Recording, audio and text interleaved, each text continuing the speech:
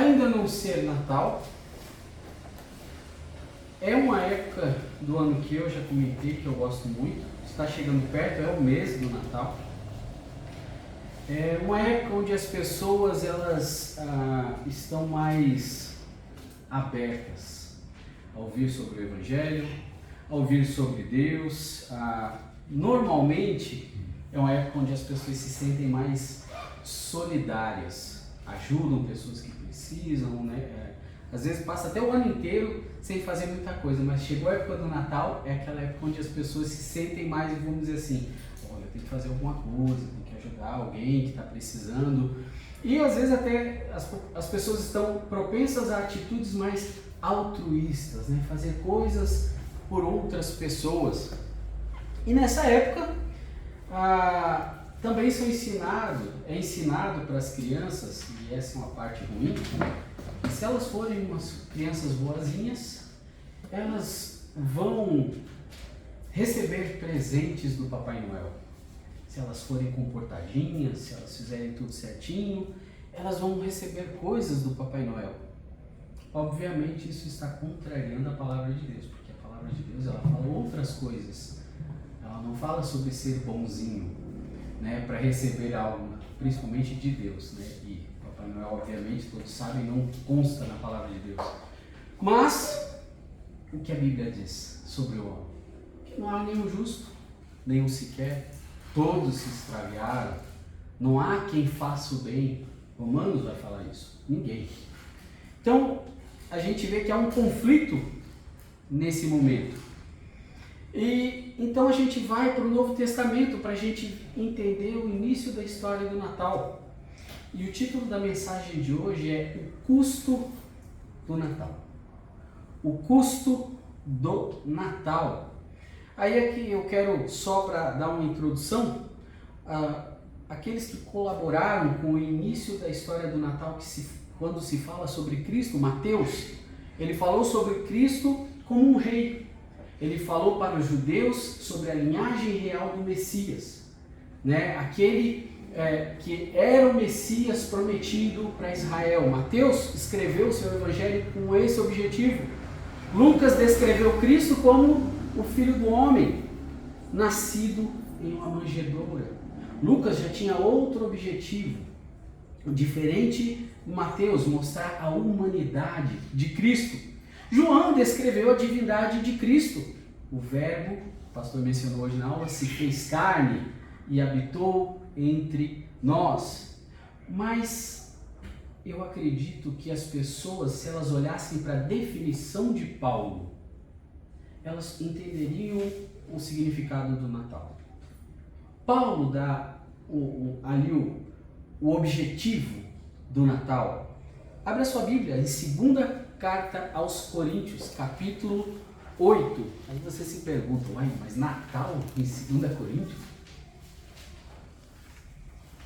2ª Carta aos Coríntios, capítulo 8. 2 Coríntios, capítulo 8, o verso 9. Porque já sabeis a graça de nosso Senhor Jesus Cristo, que, sendo rico, por amor de vós, se fez pobre, para que pela sua pobreza enriquecesseis. Vamos orar. Senhor nosso Deus, nosso Pai, nós te louvamos, nós agradecemos pelo sacrifício que o Senhor fez na cruz, mas nós te louvamos porque o Senhor veio antes e nasceu aqui nesse mundo, se fez homem como nós, sem pecado, mas o Senhor se fez homem. O Senhor tem a nossa humanidade para que nós pudéssemos ser redimidos pelo Senhor. Infelizmente as pessoas não compreendem aí fora e é deturpado o verdadeiro significado do Natal. Eu peço que a Tua palavra possa ser compreendida por cada um que está aqui nessa noite, por cada um que venha a ouvi-la, a ouvi-la no YouTube, mas que o Senhor use, que o Teu Espírito Santo use a Tua palavra para trabalhar em nossos corações. Ajuda-me, Senhor, a transmitir da forma correta, da forma como o Senhor pretende que seja ouvido. Eu te louvo e agradeço mais uma vez por cada um que está aqui nessa noite. Em nome de Cristo que nós oramos. Amém. Ou seja, o que eu quero dizer com isso? O preço do Natal. Nosso rico Salvador, ele se fez pobre. Ele saiu da glória e se fez pobre, e ele fez isso para que nós nos tornássemos ricos. E isso sem merecer, porque nenhum de nós merece nada. O que a Bíblia fala que nós merecemos é o quê? O inferno. É a condenação. Isso é o que a Bíblia fala, pois somos pecadores. Mas ele se fez pobre e com isso ele fez com que nos tornássemos ricos. De fato, nós vamos ver aqui hoje que os homens, ao contrário do que se pensa, não merecem coisa alguma. Nós não merecemos nada. Se merecêssemos, o verdadeiro Natal não faria sentido. Não teria necessidade de um menino ter nascido se eu pudesse fazer algo por merecimento. Mas o menino nasceu, um filho se nos deu, a Bíblia diz. Mas eu não mereço.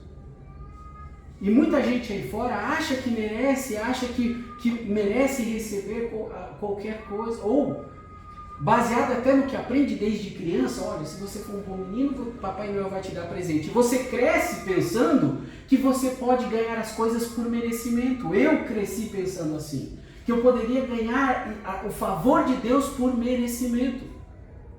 Mas não é assim que a Bíblia ensina. Porque nós não merecemos. E por isso ele teve que nascer aqui. Hoje os gatos estão querendo atrapalhar, viu? Orem por isso, porque às vezes até o maligno usa essas coisas. Continuando. E é por isso que se chama graça. Recebemos algo que nós não merecíamos. Isso é o presente dado por Deus. Por isso o nome graça. Só que você já ouviu aquela frase, não existe almoço grátis? Já ouviu essa frase? Não existe almoço grátis? Tudo tem um custo. Tudo na vida tem um custo. A nossa salvação teve um custo. Aí eu pergunto para vocês, você daria o seu filho para salvar outra pessoa? Você daria um ente querido para salvar outra pessoa? Deixa eu colocar um dilema. Eu não sei se vocês já ouviram esse dilema. Já ouviu falar do dilema do trem? Vocês já ouviram falar do dilema do trem? Imagine que você está segurando uma alavanca que muda a linha dos trens, muda o caminho do trem. E o trem está vindo, e ali na frente, onde tem a bifurcação, em um lado tem uma pessoa, no outro lado tem 5 pessoas. E tivesse na sua mão o poder de mexer a alavanca para o trem, para aquele lado ou para esse lado, o que você faria? Esse é um dilema proposto pelos filósofos. Quem você escolheria que o trem salvar do trem? As 5 pessoas ou aquela uma pessoa? Alguns podem pensar, e inclusive alguns filósofos dizem, eu escolheria salvar as 5 e deixar aquela uma. Não é verdade? Dos males o menor. Mas, se essas 5 pessoas forem presidiários ou homens que você sabe que mataram, sequestraram, estupraram, fizeram todos os males, e aquela uma pessoa é um parente seu, um filho, uma mãe, um pai.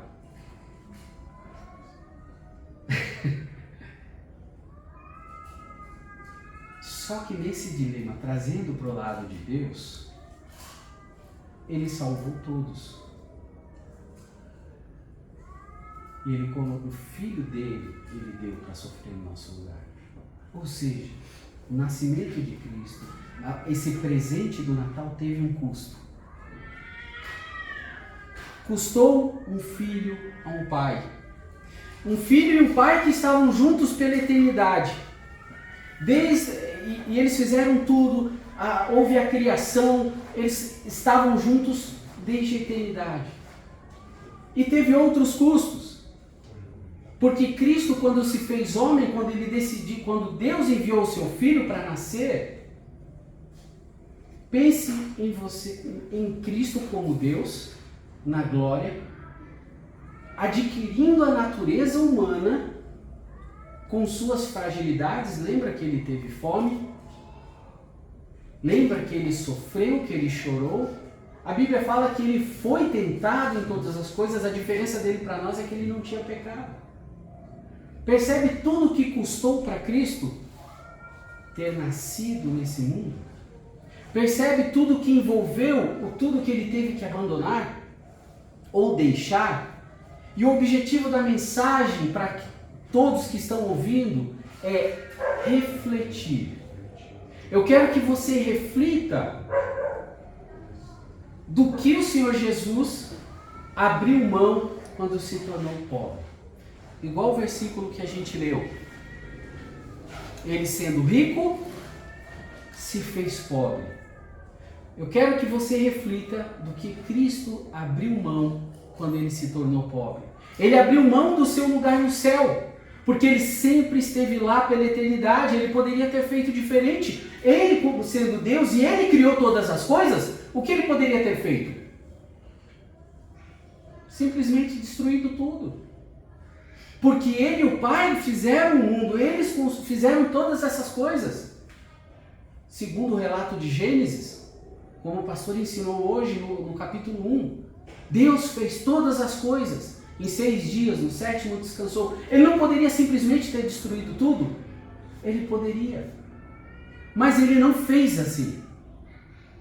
Ele estava num lugar de ambiente perfeito, com criaturas perfeitas. Era ele, o Pai e o Espírito Santo. Eles fizeram os anjos e poderia ter parado aí. Mas não. Ele estava num lugar de louvor contínuo, de paz perpétua. Diferente do Getsemane. Lembra quando ele chorou sangue? Diferente da cruz. Mas ele trocou tudo isso para nos dar um presente especial. Alguns não deixariam nem a sua cama confortável para adorá-lo, para servi-lo, para buscá-lo. Percebe tudo o que ele fez, e o objetivo dessa reflexão de hoje é o que eu tenho, como eu tenho colocado a minha vida à disposição de Deus. Porque ele abdicou de tudo isso por nós. Ele abriu mão da sua posição no céu. Filipenses capítulo 2, versos de 5 a 7. De sorte que haja em vós o mesmo sentimento que houve também em Cristo Jesus, que sendo em forma de Deus, não teve por usurpação ser igual a Deus, mas esvaziou-se a si mesmo, tomando a forma de servo, fazendo-se semelhante aos homens. Ele abriu mão da sua posição no céu. Diferente do seu inimigo, Satanás. O que Satanás se tornou inimigo de Deus por quê? Ele foi uma criatura de Deus, mas ele quis o quê? O trono de Deus. Cristo, ao contrário, ele sendo Deus, ele abdicou de todas essas coisas, se esvaziou para se fazer homem, para nascer. Lembra daquele hino? Para morrer, nasceu Cristo. Ele sabia. Desde antes, quando ele era pequeno, ele já sabia. Ele demonstrava saber o que era o objetivo da sua vida quando ele falou para os seus pais: não convinha que eu estivesse tratando dos negócios do meu pai, na casa do meu pai? Quando ele fala para Maria e para José. Ele sempre soube, ele deixou o culto dos anjos. Os anjos o adoravam. E ele veio para ser rejeitado até numa hospedaria. Lucas capítulo 2, verso 7. E deu à luz o seu filho primogênito, envolveu em panos e deitou numa manjedoura, porque não havia lugar para eles na estalagem. ele sequer ia poder nascer num lugar desse, assim, confortável. Foi isso que ele deixou.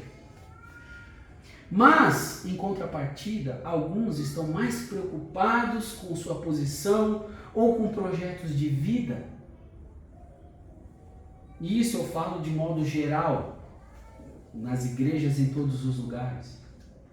Pessoas que dizem que são cristãs, que servem a Deus, que amam a Deus, mas não param para refletir no que Cristo fez.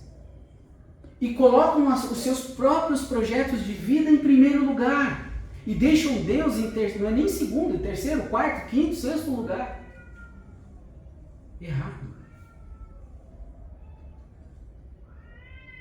Ele abriu mão dos seus direitos, uma adoração plena. Ele se rebaixou, se fazendo um homem. Outra coisa para você refletir e para que eu reflita também. Por que ele se tornou pobre? Ele não apenas deixou a glória, ele se tornou pobre. Olha que o verso volta lá no capítulo 8, no verso 9. Ele sendo rico por amor de vós, se fez pobre. Ele se fez pobre porque ele nos amou. Por isso. E não é qualquer amor, esse é o amor verdadeiro de Deus. É aquilo que as pessoas dizem por aí, como é que Deus permite que tanta coisa no mundo aconteça? Como é que Deus permite que bandidos existam? Como é que Deus permite o mal? Não é Deus quem permite. Ele demonstrou o amor dele pelos homens. Ele enviou o seu filho para morrer para nascer aqui e para morrer por nós. O que é o mal? É a ausência do bem. É igual se eu apagar a luz, esse é o da luz. O que é escuridão? A ausência de luz. O mal é a ausência do bem. A culpa não é de Deus. Mas ele demonstrou esse amor verdadeiro. E não é de se admirar que os pastores fossem avisados logo, não é de se admirar que os sábios fossem guiados pela estrela. Porque todos foram testemunhas de quem é aquele nascido. Eles tinham que ver quem era aquele nascido. Tinham que mostrar para eles quem era aquele que nasceu. O Deus homem, Emanuel, Deus conosco. Isso foi a demonstração dele de amor. E toda a humilhação de Cristo é por nossa causa. Se fazer pobre. Nascer nesse mundo. Ele deixou o céu para que nós pudéssemos ir para o céu. Ele foi rejeitado para que nós não fôssemos rejeitados. Ele nasceu em um estábulo para que nós pudéssemos nascer de novo. Ele tornou-se um servo a fim de nos tornar santos. Ele morreu, ele nasceu e morreu para que eu e você tivéssemos vida eterna. Tudo isso ele fez. E o que ele nos deu, a nós pecadores, pobres, para nos tornar ricos? Olha, volta lá no verso 9. Para que pela sua pobreza enriquecesseis. E infelizmente eu já mencionei isso no começo da mensagem. Há uma inversão de valores. Você liga o Netflix, a gente até brinca ali em casa. Filmes de Natal. Não são filmes de Natal. São romances de Natal. Não existe filme de Natal que ensine o que a Bíblia fala. Pode até existir, mas é raridade. Que ensine isso, o que ele fez. O que Cristo fez. Que ensine que nós não merecíamos nenhum presente. Mas, contudo, é-nos disponibilizado presentes quando nós cremos em Cristo. Grandes presentes de Jesus para nos tornar ricos. E o primeiro presente, o presente da salvação, Efésios 2, 8 e 9, porque pela graça sois salvos por meio da fé. Isso não vem de vós, é dom de Deus, não de obras para que ninguém se glorie. É de graça, e porque é de graça, você pode entender, é um presente. É o presente da salvação. E é um presente que está disponível a todos. A todo mundo aí fora. mas poucos aceitam. Existe uma cobrança, sim, até converso bastante com o irmão a respeito disso. Existe uma cobrança da parte de Deus, mas depois de ter dado esse presente, que é uma cobrança de viver uma vida que agrade a Ele. É a cobrança, sim, de viver uma vida condizente como alguém que recebeu o presente da salvação. O outro presente, Ele nos deu a vida eterna. Romanos capítulo 6, verso 23. O salário do pecado é a morte, mas o dom, o presente gratuito de Deus é a vida eterna para todo aquele que crê. É um presente. E também o presente do Espírito Santo, Romanos capítulo 5, verso 5. E a esperança não traz confusão, porquanto o amor de Deus está derramado em nossos corações pelo Espírito Santo que nos foi dado. Olha o tanto de coisa que presentes que nós recebemos de Deus no dia que nós cremos. Mas só foi possível porque aquele menino nasceu, porque o filho foi dado.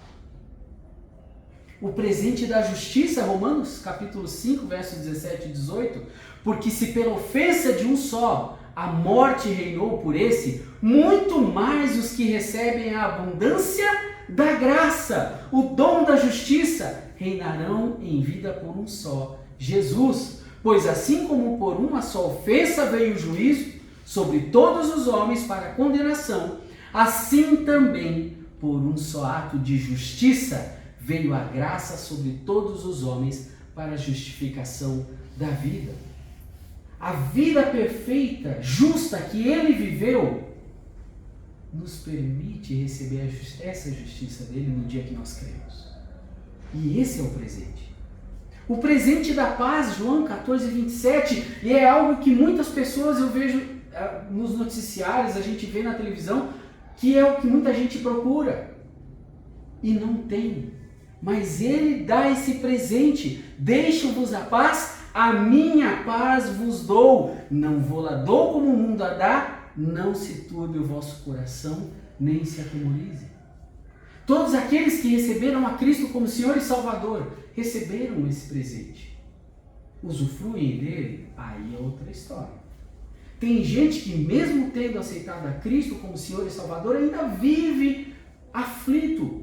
E eu entendo, porque às vezes a gente fica aflito sim, mas quer dizer que isso é certo? Não. Porque eu preciso buscar essa paz que Ele me deu. Ele garantiu isso para mim que aceitei Ele como Senhor e Salvador. Por que eu vou viver aflito e sem paz se Ele me garante isso? Se Ele diz que eu tenho que descansar nele? Vinde a mim todos que estáis cansados e sobrecarregados e eu vos aliviarei. Ele nos deu o presente da paz. Se eu vou usar esse presente, se eu vou abrir esse presente que foi embrulhado, muito bem embrulhado por Ele, aí é comigo. Aí é com você. O presente da vitória sobre a morte, 1 Coríntios capítulo 15, versos 54 a 57.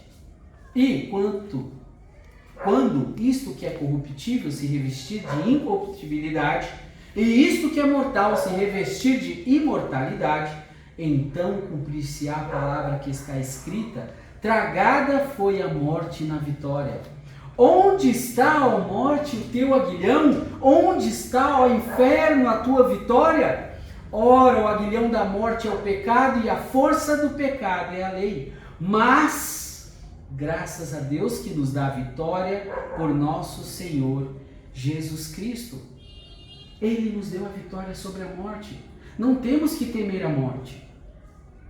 Eu compreendo e eu vou ser bem sincero. Eu me arrependi amargamente de ter tomado a vacina da Covid. E eu sei que pessoas podem até se escandalizar com isso. Mas eu tomei já para isso. A minha preocupação não era medo de morrer, a minha preocupação era escandalizar as pessoas quando eu tomei a vacina.